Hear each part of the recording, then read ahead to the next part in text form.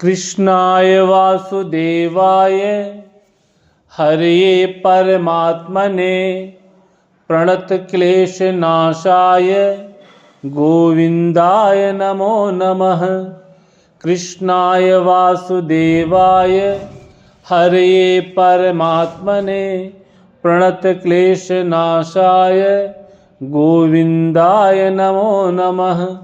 कृष्णाय वासुदेवाय हरये परमात्मने प्रणतक्लेशनाशाय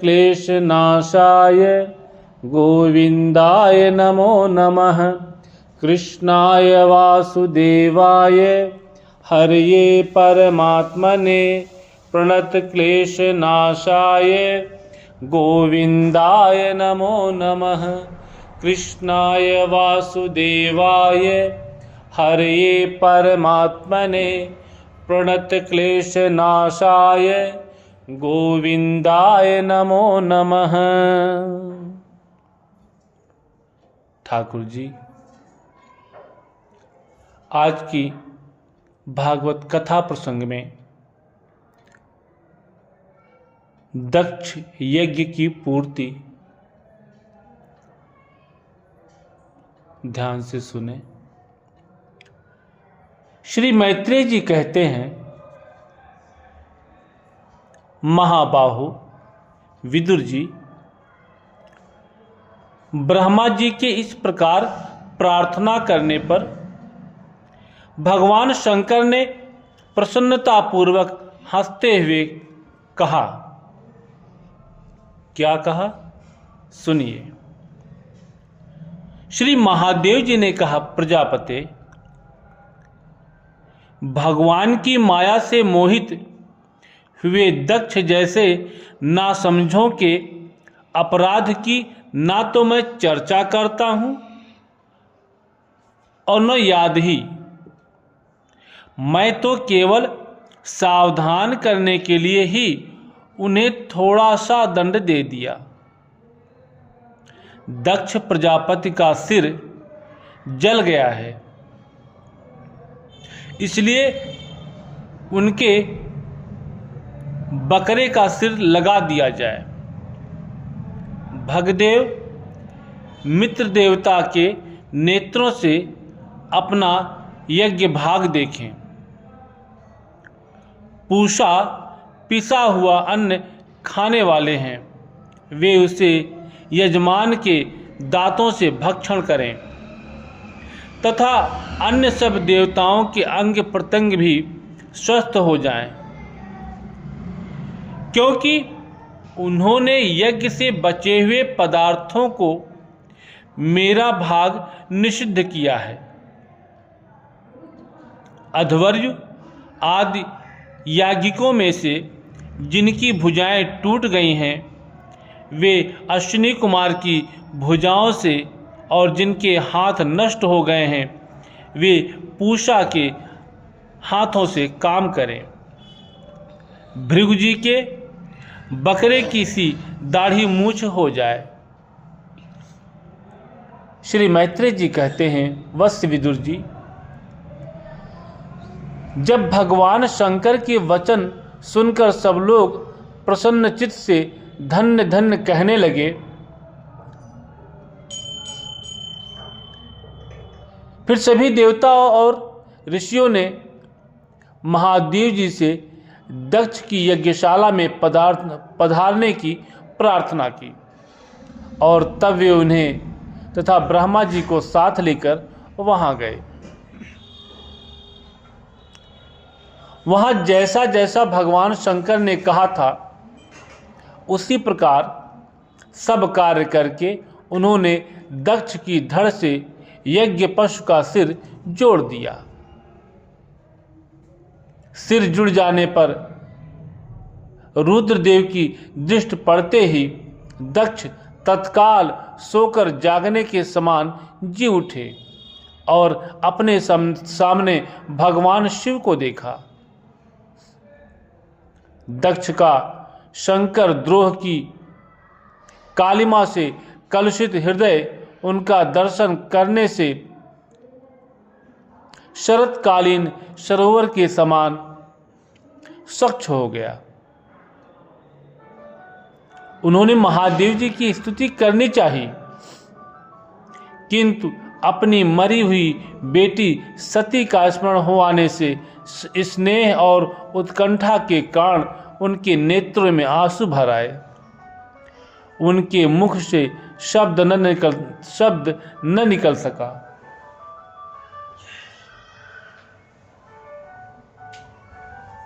प्रेम से विह्वल परम बुद्धिमान प्रजापति ने जैसे तैसे अपने हृदय के आवेग को रोककर विशुद्ध भाव से भगवान शिव की स्तुति करनी आरंभ की। दक्ष ने कहा, भगवान, मैंने आपका अपराध किया था, किंतु आपने उसके बदले में मुझे दंड के द्वारा शिक्षा देकर बड़ा ही अनुग्रह किया है। अहो, आप और श्रीहरि तो आचारहीन नाम मात्र के ब्राह्मणों की भी उपेक्षा नहीं करते। फिर हम जैसे यज्ञ यागादि करने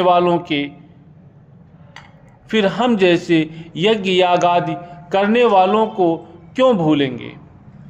विभो, आपने ब्रह्मा होकर सबसे पहले आत्म तत्व की रक्षा के लिए अपने मुख से विद्या, तप और व्रतादि के धारण करने वाले ब्राह्मणों को उत्पन्न किया था।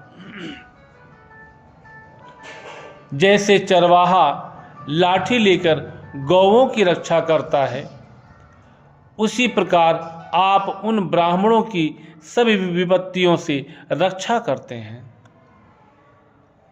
मैं आपके तत्व को नहीं जानता था, इसी से मैंने भरी सभा में आपको अपने वाग्बाणों से वेधा था, किंतु आपने मेरे उस अपराध का कोई विचार नहीं किया।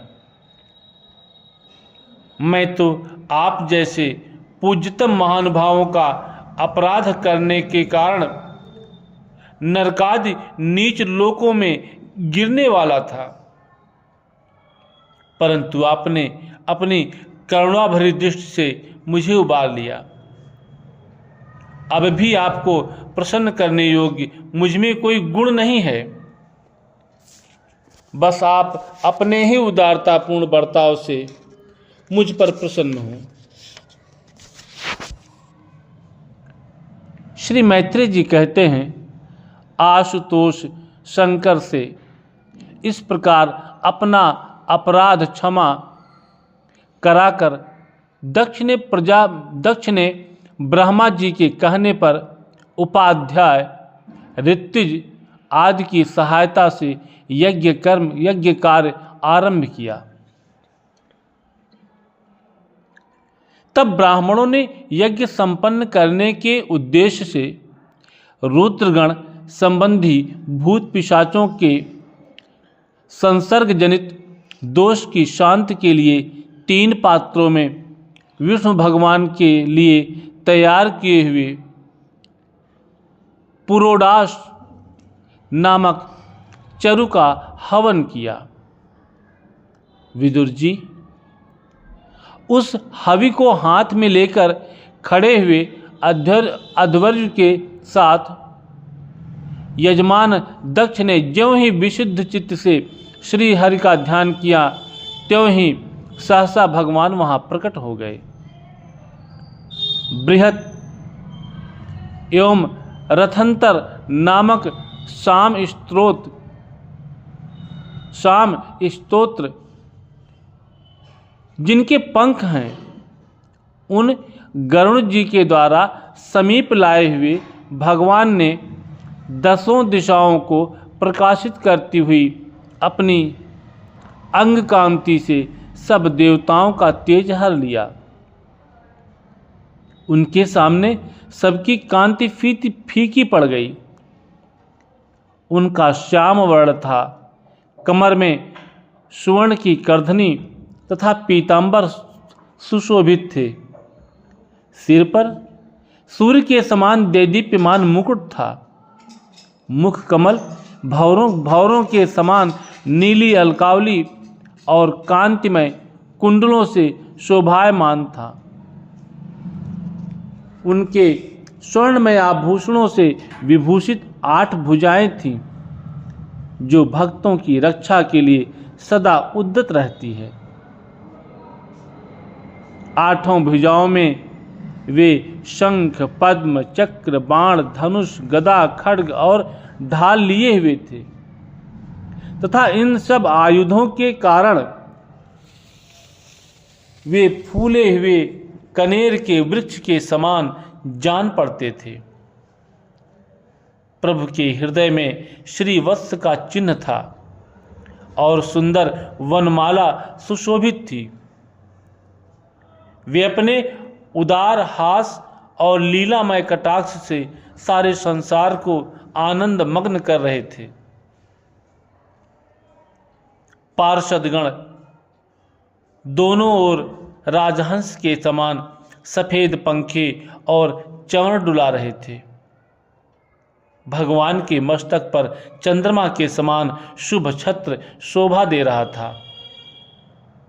भगवान पधारे हैं, यह देखकर इंद्र, ब्रह्मा और महादेव जी आदि देवेश्वरों सहित समस्त देवता, गंधर्व और ऋषि आदि ने सहसा खड़े होकर उन्हें प्रणाम किया। उनके तेज से सबकी कांति फीकी पड़ गई, जिह्वा लड़खड़ाने लगी। वे सब के सब सकपका गए और मस्तक पर अंजलि धरकर बांधकर भगवान के सामने खड़े हो गए। यद्यपि भगवान की महिमा तक ब्रह्मा आदि की मति भी नहीं पहुंच पाती, तो भी भक्तों पर कृपा करने के लिए दिव्य रूप में प्रकट हुए श्री हरि की वे अपनी अपनी बुद्धि के अनुसार स्तुति करने लगे। सबसे पहले प्रजापति दक्ष एक उत्तम पात्र में पूजा की सामग्री ले नंद सुनंद आदि पार्षदों से घिरे हुए प्रजापतियों के परम गुरु भगवान योगेश्वर के पास गए और अति आनंदित हो विनीत भाव से हाथ जोड़कर प्रार्थना करते प्रभु के शरणापन्न हुए। दक्ष ने कहा, अपने स्वरूप में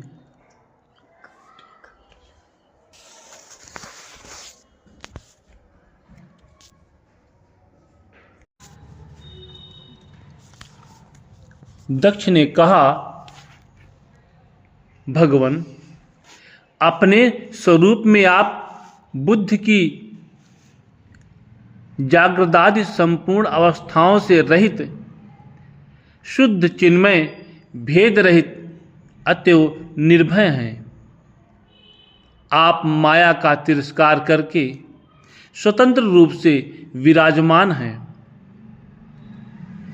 तथापि जब माया से ही जीव भाव को स्वीकार कर उसी माया में स्थित हो जाते हैं, तब अज्ञानी से दिखने लगते हैं। ऋतुजों ने कहा,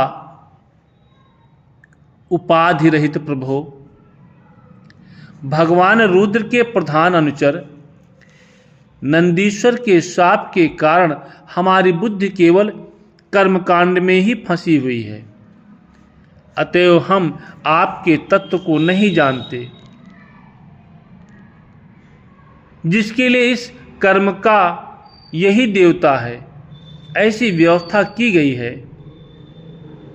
उस धर्म प्रवृत्ति के प्रयोजक वेद त्रयी से प्रतिपादित यज्ञ को ही हम अपना स्वरूप समझते हैं। सदस्यों ने कहा, जीवों को आश्रय देने वाले प्रभु, जो अनेक प्रकार के क्लेशों के कारण अत्यंत दुर्गम हैं, जिसमें काल रूप भयंकर सर्प ताक में बैठा हुआ है, दंड रूप अनेकों गढ़े हैं, दुर्जन रूप जंगली जीवों का भय है तथा शोक रूप दावानल धधक रहा है। ऐसे विश्राम स्थल से रहित संसार मार्ग में जो अज्ञानी जीव कामनाओं से पीड़ित होकर विषय रूप मृग तृष्णा जल के लिए ही देह गेह का भारी बोझा सिर पर लिए जा रहे हैं, वे भला आपके चरण कमलों की शरण में कब आने लगे। रुद्र ने कहा, वरदायक प्रभु, आपके उत्तम चरण इस संसार में सकाम पुरुषों को संपूर्ण पुरुषार्थ की प्राप्ति कराने वाले हैं, और जिन्हें किसी भी वस्तु की कामना नहीं है वे निष्काम मुनिजन भी उनका आदर पूर्वक पूजन करते हैं। उनमें चित्त लगा रहने के कारण यदि अज्ञानी लोग मुझे आचार भ्रष्ट कहते हैं, वे कहें आपके परम अनुग्रह से मैं उनके कहने सुनने का कोई विचार नहीं करता। भृगु जी ने कहा, आपकी गहन माया से आत्मज्ञान लुप्त हो जाने के कारण जो अज्ञान निद्रा में सोए हुए हैं, वे ब्रह्मादि देहधारी आत्मज्ञान में उपयोगी आपके तत्व को अभी तक नहीं जान सके। ऐसे होने पर भी आप अपने शरणागत भक्तों के तो आत्म और सुहृद हैं, अतः आप मुझ पर प्रसन्न होइए। ब्रह्मा जी ने कहा, प्रभु, पृथक पृथक पदार्थों को जानने वाली इंद्रियों के द्वारा पुरुष जो कुछ देखता है वह आपका स्वरूप नहीं है, क्योंकि आप ज्ञान शब्दादि विषय और श्रोत्रादि इंद्रियों के अधिष्ठान हैं। ये सब आप में अध्यस्त है, अतएव आप इस मायामय प्रपंच से सर्वथा अलग हैं।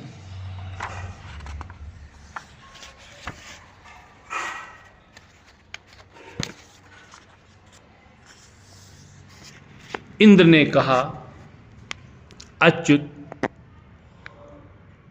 आपका यह जगत को प्रकाशित करने वाला रूप देवद्रोहियों का संहार करने वाली 8 भुजाओं से सुशोभित है, जिनमें आप सदा ही नाना प्रकार के आयुध धारण किए रहते हैं। यह रूप हमारे मन और नेत्रों को परम आनंद देने वाला है। याज्ञिकों की पत्नियों ने कहा, भगवान, ब्रह्मा जी ने आपके पूजन के लिए ही इस यज्ञ की रचना की थी, परंतु दक्ष पर कुपित होने के कारण इसे भगवान पशुपति ने अब नष्ट कर दिया है। यज्ञ मूर्ते, श्मशान भूमि के समान उत्सवहीन हुए हमारे उस यज्ञ को आप नीलकमल की सी कांति वाले अपने नेत्रों से निहार कर पवित्र कीजिए। ऋषियों ने कहा, भगवान, आपकी लीला बड़ी ही अनोखी है, क्योंकि आप कर्म करते हुए भी उनसे निर्लेप रहते हैं। दूसरे लोग वैभव की भूख से जिन लक्ष्मी जी की उपासना करते हैं, वे स्वयं आपकी सेवा में लगी रहती हैं, तो भी आप उनका मान नहीं करते, उनसे निस्पृह रहते हैं। सिद्धों ने कहा, प्रभु, यह हमारा मन रूप हाथी नाना प्रकार के क्लेश रूप दावानल से दग्ध एवं अत्यंत तृषित होकर आपकी कथा रूप विशुद्ध अमृतमय सरिता में घुसकर गोता लगाए बैठा है। वहाँ ब्रह्मानंद में लीन सा हो जाने के कारण उसे ना तो संसार रूप दावानल का ही स्मरण है और ना ही उस नदी से बाहर ही निकलता है। यजमान पत्नी ने कहा, सर्वसमर्थ परमेश्वर, आपका स्वागत है। मैं आपको नमस्कार करती हूं। आप मुझ पर प्रसन्न होइए।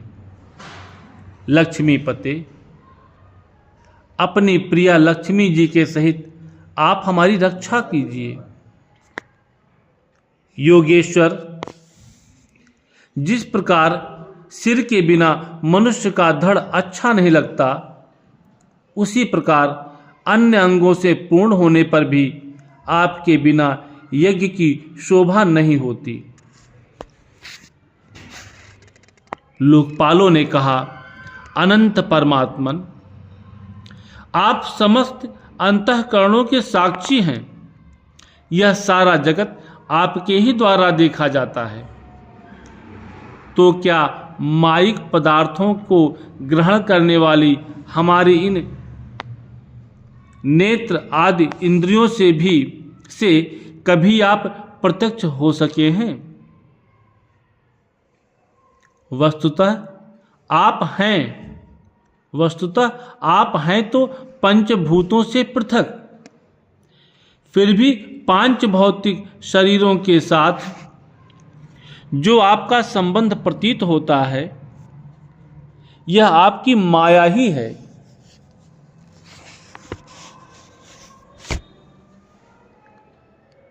योगेश्वरों ने कहा, प्रभु, जो पुरुष संपूर्ण विश्व के आत्मा आप में और अपने में कोई भेद नहीं देखता, उससे अधिक प्यारा आपको कोई नहीं है। तथापि भक्तवत्सल, जो लोग आप में स्वाभिमान रखकर अनन्य भक्ति से आपकी सेवा करते हैं, उन पर भी आप कृपा कीजिए। जीवों के अदृष्टवश जिसके सत्वादि गुणों में बड़ी विभिन्नता आ जाती है, उस अपनी माया के द्वारा जगत की उत्पत्ति, स्थिति और प्रलय के लिए ब्रह्मादि विभिन्न रूप धारण करके आप भेद बुद्धि पैदा कर देते हैं। किंतु अपनी स्वरूप स्थिति से आप उस भेद ज्ञान और उसके कारण सत्वादि गुणों से सर्वथा दूर हैं। ऐसे आपको हमारा नमस्कार है। ब्रह्म स्वरूप वेद ने कहा, आप ही धर्मादि की उत्पत्ति के लिए शुद्ध सत्य को स्वीकार करते हैं। साथ ही आप निर्गुण भी हैं। अतएव आपका तत्व न तो मैं जानता हूं और न ब्रह्मादि कोई और ही जानते हैं। आपको नमस्कार है। अग्नि देवता ने कहा, भगवान, आपके ही तेज से प्रज्वलित होकर मैं श्रेष्ठ यज्ञों में देवताओं के पास घृत मिश्रित हवि पहुंचाता हूं।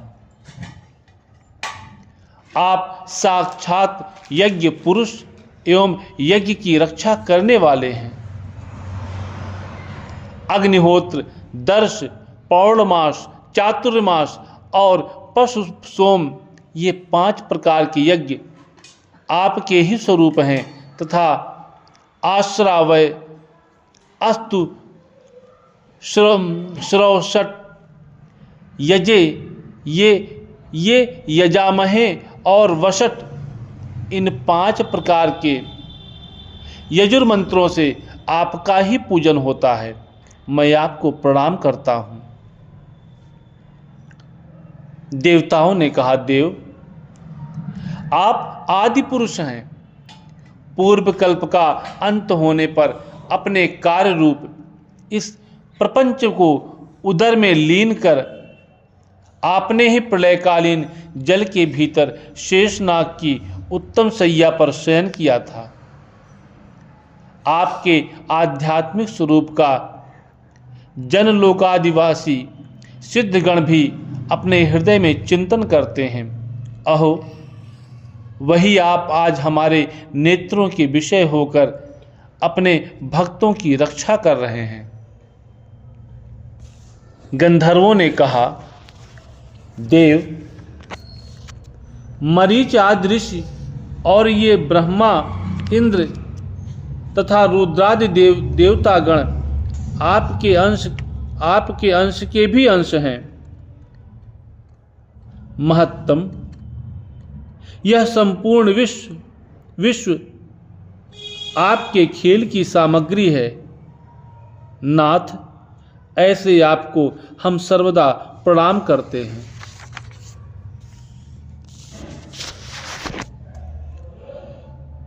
विद्याधरों ने कहा, प्रभु, आप पुरुषार्थ की प्राप्ति के साधन रूप इस मानव देह को पाकर भी जीव आपकी माया से मोहित होकर इसमें मैं मेरेपन का अभिमान कर लेता है।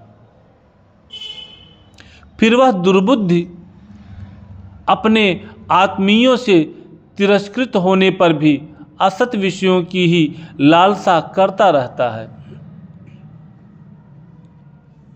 किंतु ऐसी अवस्था में भी जो आपके कथामृत का सेवन करता है, वह इस अंतःकरण के मोह को सर्वथा त्याग देता है।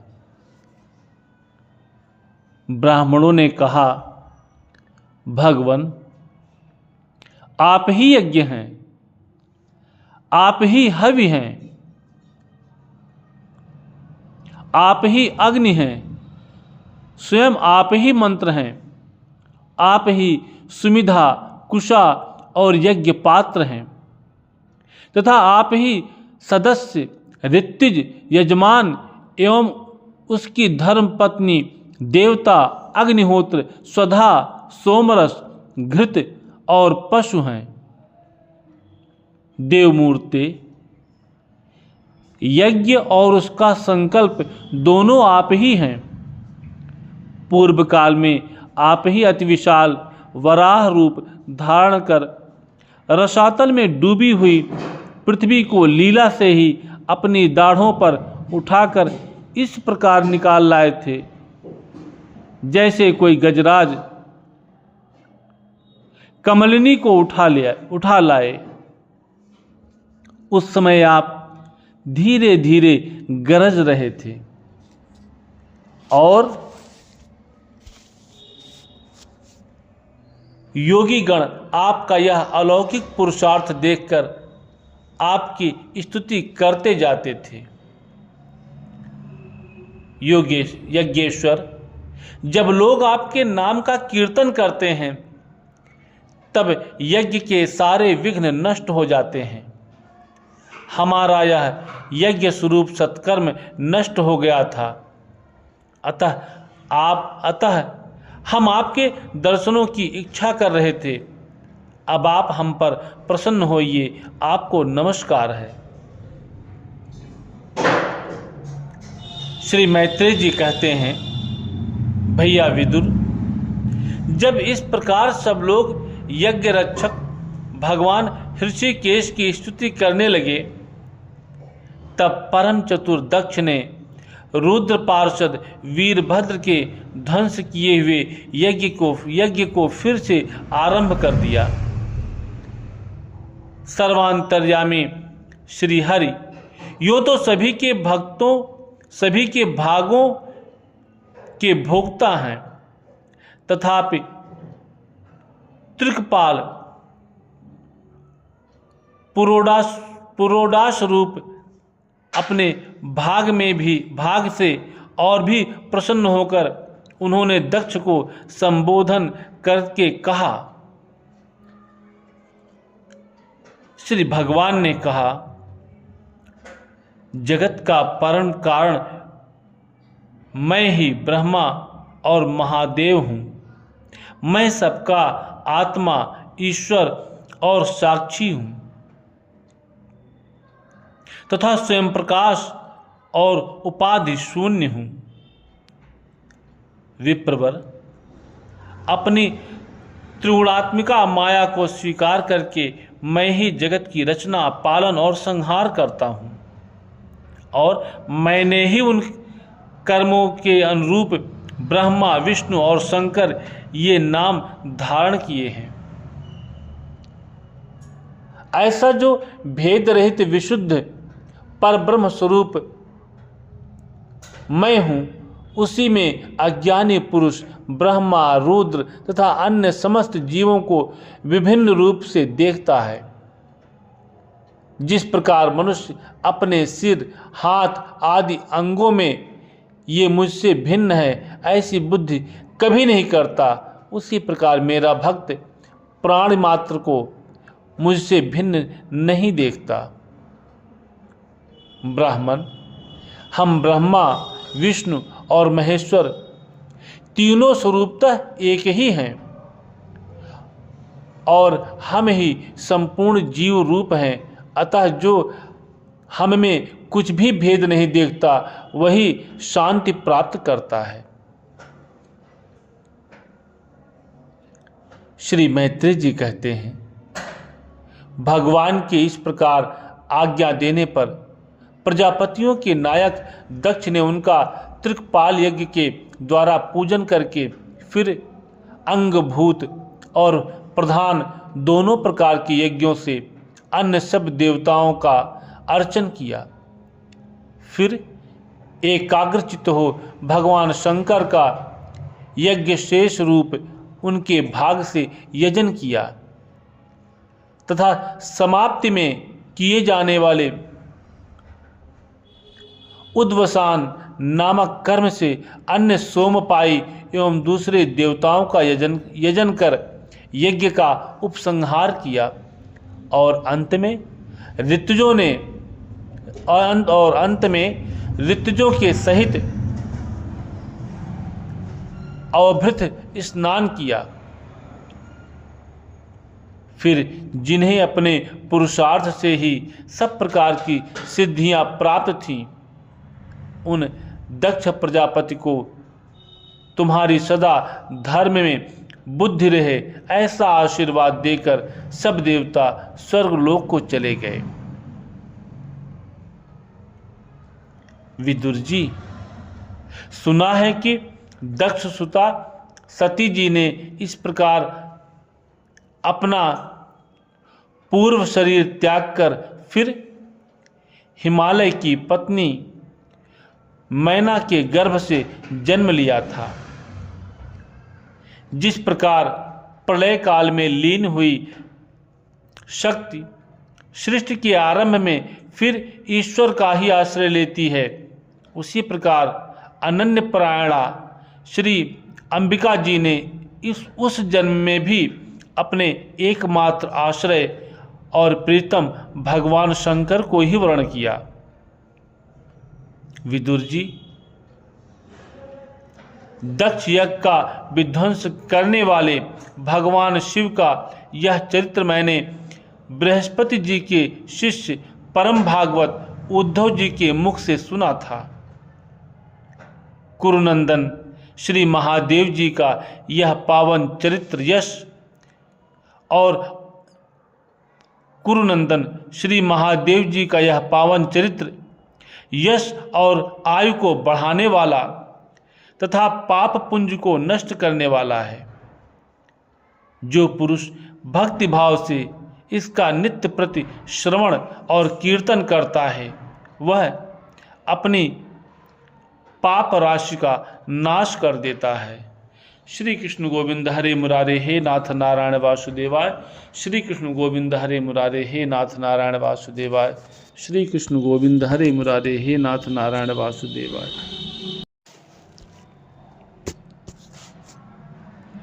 ओम सांब सदाशिव, सांब सदाशिव, सांब सदाशिव।